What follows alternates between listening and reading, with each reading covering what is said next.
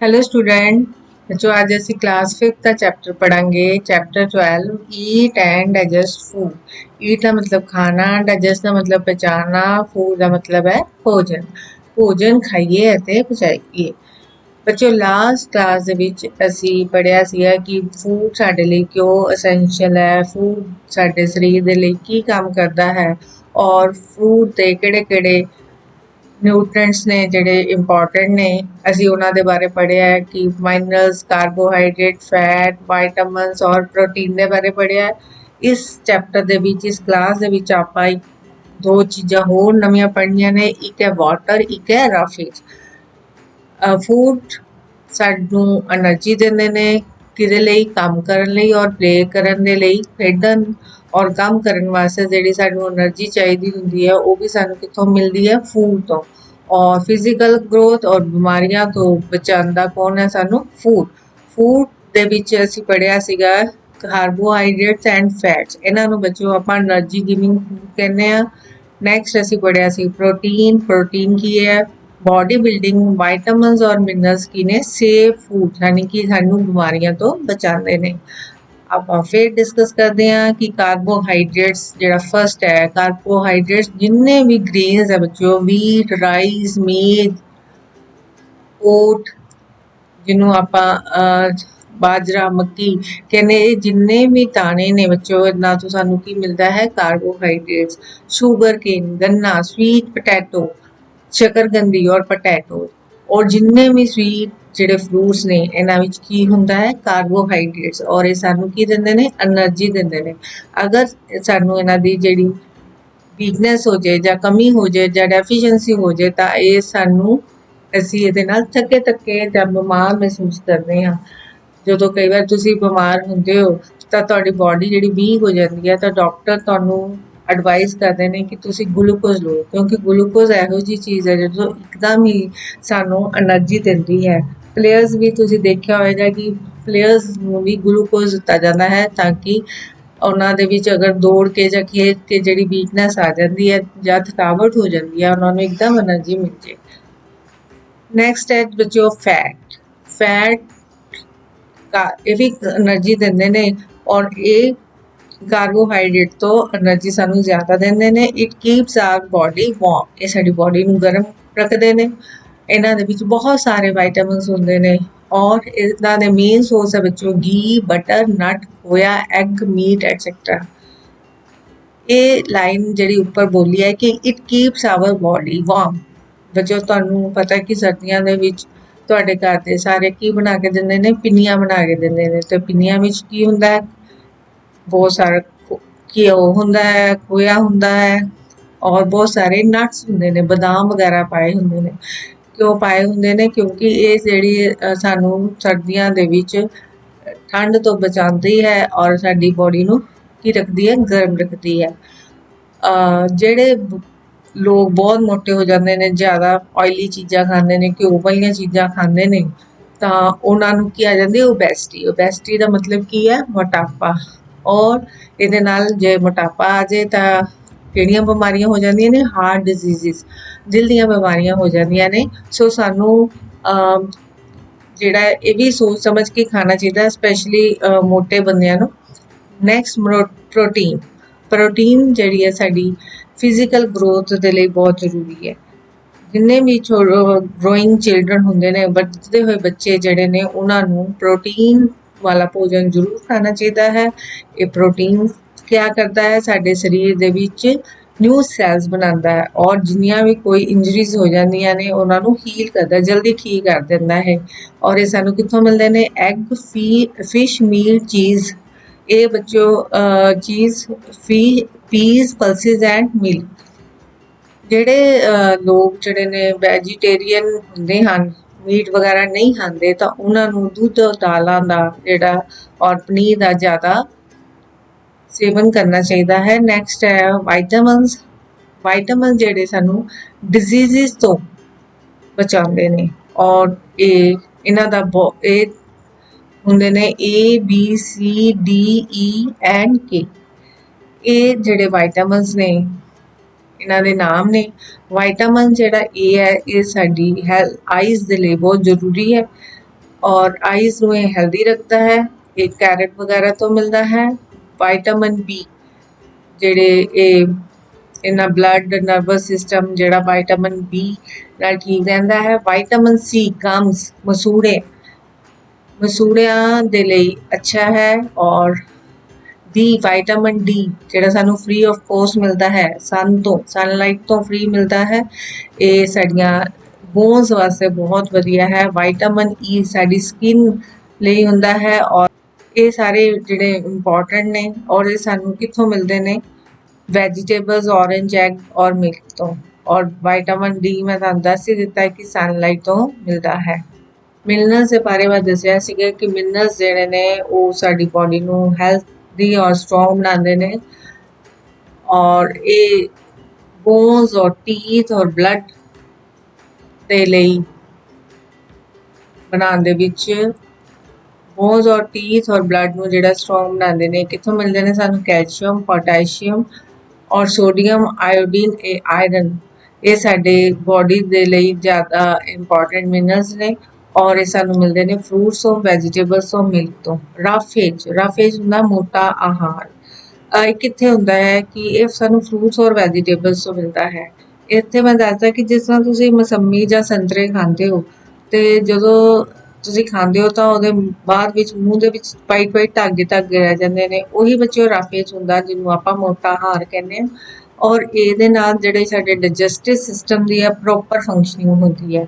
ਔਰ ਇਹ ਕੀ ਕਰਦਾ ਹੈ ਕਿ ਸਾਡੇ ਸਰੀਰ ਦੇ ਵਿੱਚੋਂ ਪਾਣੀ ਨੂੰ ਅਬਜ਼ੌਰਬ ਕਰ ਲੈਂਦਾ ਹੈ ਔਰ ਵੇਸਟ ਮਟੀਰੀਅਲ ਨੂੰ ਬਾਹਰ ਕੱਢਣ ਦੇ ਵਿੱਚ ਸਹਾਈ ਹੁੰਦਾ ਹੈ।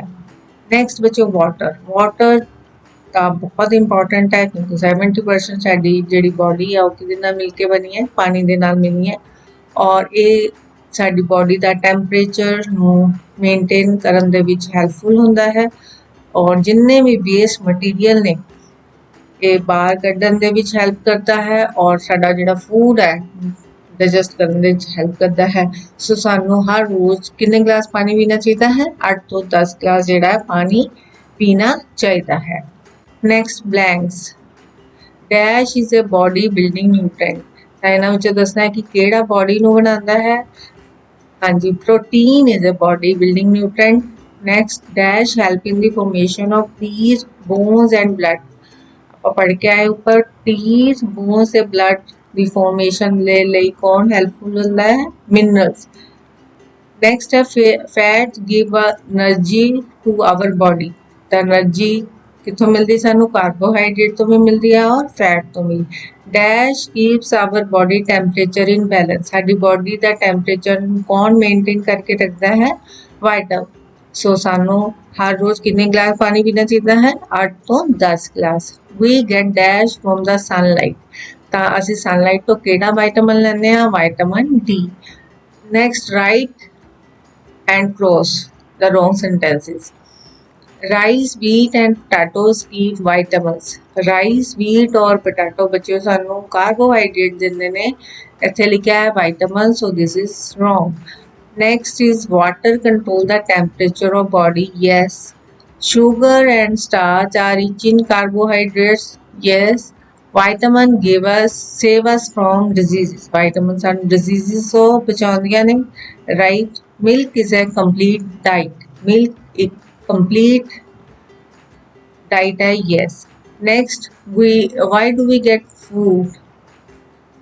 ਆਪਾਂ क्यों भोजन खाने हैं? Because food is essential for living.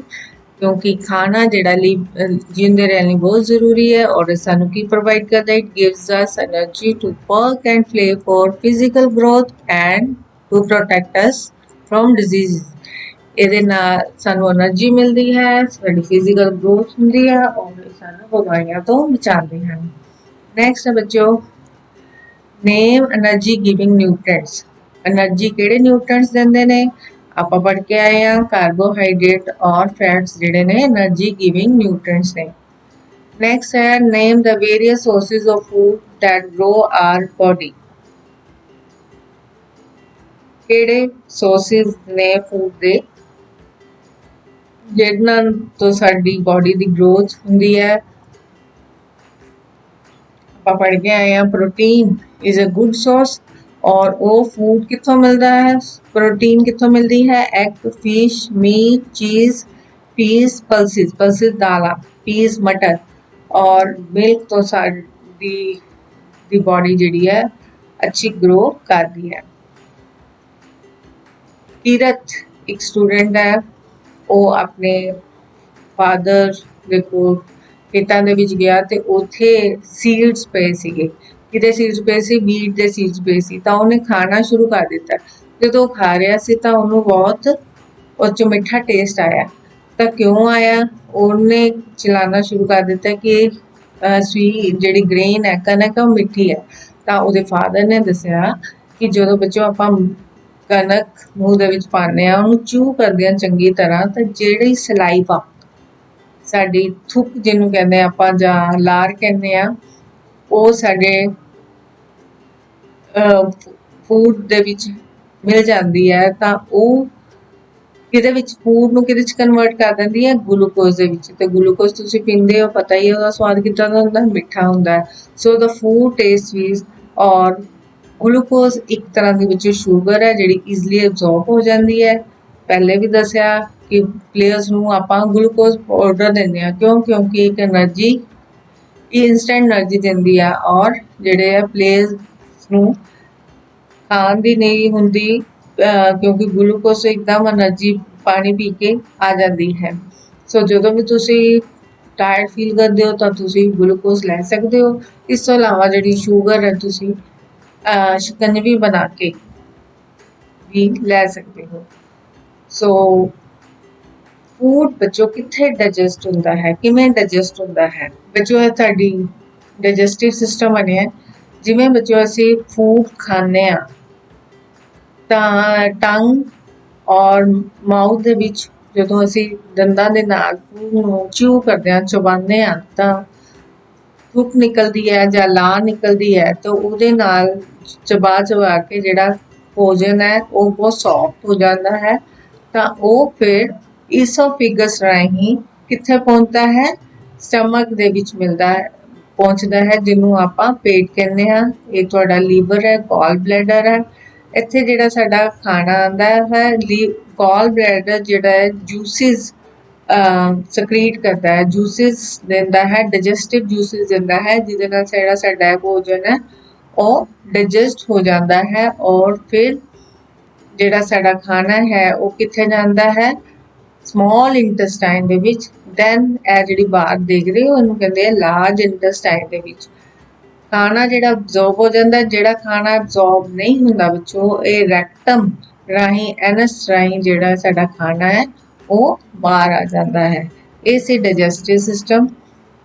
ਤਾਂ ਕੀਰਤ ਨੇ ਕੁਝ ਖਾਣੇ ਤਾਂ ਚੰਗੀ ਤਰ੍ਹਾਂ ਖਾਏ ਤੇ ਕੁਝ ਨਹੀਂ ਖਾਏ, ਤਾਂ ਉਹਦੇ ਪੇਟ ਦੇ ਵਿੱਚ ਕੀ ਹੋਣੀ ਸ਼ੁਰੂ ਹੋ ਗਈ, ਦਰਦ ਹੋਣੀ ਸ਼ੁਰੂ ਹੋ ਗਈ। ਤਾਂ ਉਹਦੇ ਫਾਦਰ ਨੇ ਦੱਸਿਆ ਕਿ ਜਦੋਂ ਆਪਾਂ ਚੀਜ਼ਾਂ ਨੂੰ ਬੱਚੋ ਨਹੀਂ ਚਿਊ ਕਰਦੇ ਚੰਗੀ ਤਰ੍ਹਾਂ, ਮੋਟੀ ਗਰਾਈ ਜਿਹੜੀ ਆ ਉਹ ਅੰਦਰ ਲੈ ਜਾਂਦੇ ਆ, ਹੌਲੀ ਚਬਾ ਕੇ ਨਹੀਂ ਖਾਂਦੇ, ਤਾਂ ਸਾਨੂੰ ਸਟਮਕ ਏਕ ਔਰ ਵੋਮਿਟਿੰਗ ਹੋਣੀਆਂ ਸ਼ੁਰੂ ਹੋ ਜਾਂਦੀਆਂ ਨੇ।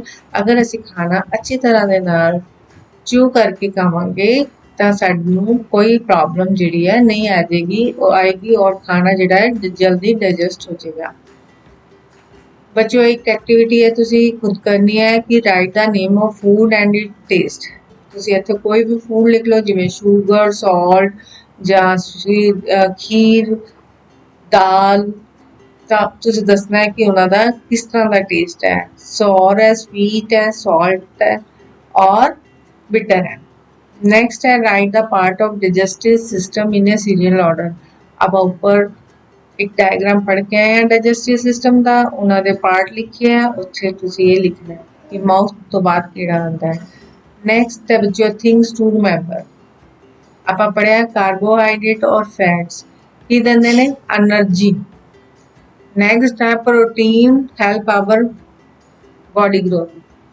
ਪ੍ਰੋਟੀਨ ਕੀ ਕਰਦਾ ਹੈ, ਸਾਡੀ ਬੋਡੀ ਦੀ ਗਰੋਥ ਦੇ ਵਿੱਚ ਹੈਲਪ ਕਰਦਾ ਹੈ। ਨੈਕਸਟ ਹੈ ਵਾਈਟਾਮਿਨਸ ਔਰ ਮਿਨਰਲ ਜਿਹੜੇ ਨੇ ਸਾਨੂੰ ਡਿਜ਼ੀਜ਼ਸ ਤੋਂ ਬਚਾਉਂਦੇ ਨੇ।